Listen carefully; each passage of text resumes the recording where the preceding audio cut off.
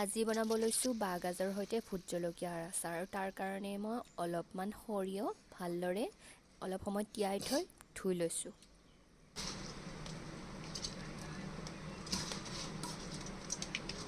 আৰু এইখিনি মই ধুনীয়াকৈ খুন্দি ল'ম। এইখিনি মই মিক্সিত দিয়া নাই কাৰণ ইমানখিনি মিহি আমাক নালাগে। খুন্দনাটো সৰু কাৰণে দুবাৰমান দিব লগা হৈছে সৰিয়হখিনি। যিকোনো আচাৰতে অকণমান সৰিয়হ দি দিলে মই কিন্তু খাবলৈ খুব ভাল পাওঁ, সেইকাৰণে মই দিছোঁ। এই আচাৰটো মই খুব কম পৰিমাণত বনাম আজি, আৰু তাৰ কাৰণে মই লৈছোঁ 3টা ভোট জলকীয়া। মই ৰ'দত শুকুৱাই লৈছোঁ আৰু মই ইয়াক ধুনীয়াকৈ সৰু সৰুকৈ কাটি ল'ম।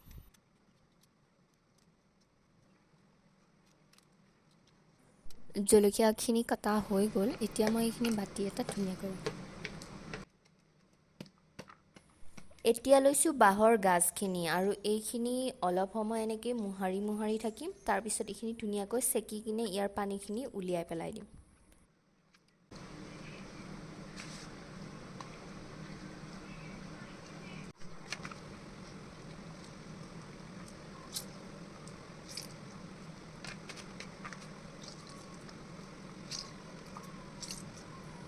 এই আচাৰটো মই খুব সাধাৰণভাৱে বনাম, ইয়াত মই কোনো ধৰণৰ মছলা ব্যৱহাৰ নকৰোঁ।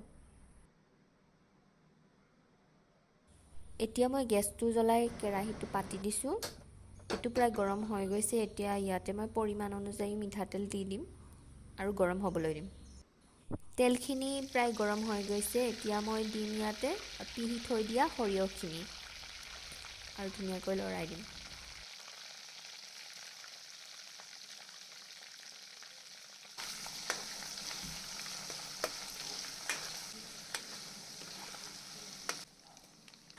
এতিয়া মই ইয়াতে বাঁহৰ গাজখিনি দি দিছোঁ আৰু 2 মিনিট সময় এইখিনি মই এনেকৈ লৰাই থাকিম।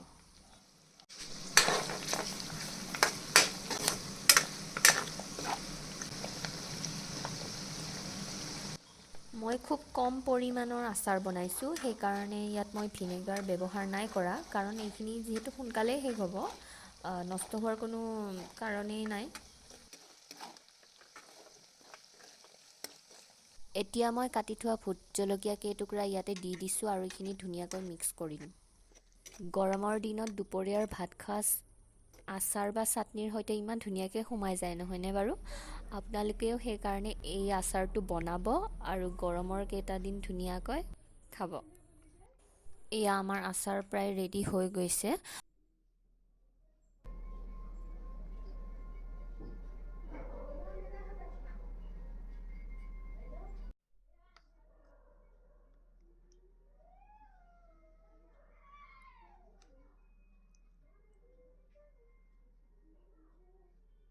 মই ধুনীয়াকৈ কণ্টেইনাৰ এটাত ধুনীয়াকৈ ষ্ট'ৰ কৰি ৰাখি দিম। তাতে গ্লাছৰ কণ্টেইনাৰ হ'লে ভাল হয়, কিন্তু মোৰ তাত যিহেতু নাই, সেইকাৰণে মই প্লাষ্টিকৰ কণ্টেইনাৰতে ধুনীয়াকৈ থৈ দিম।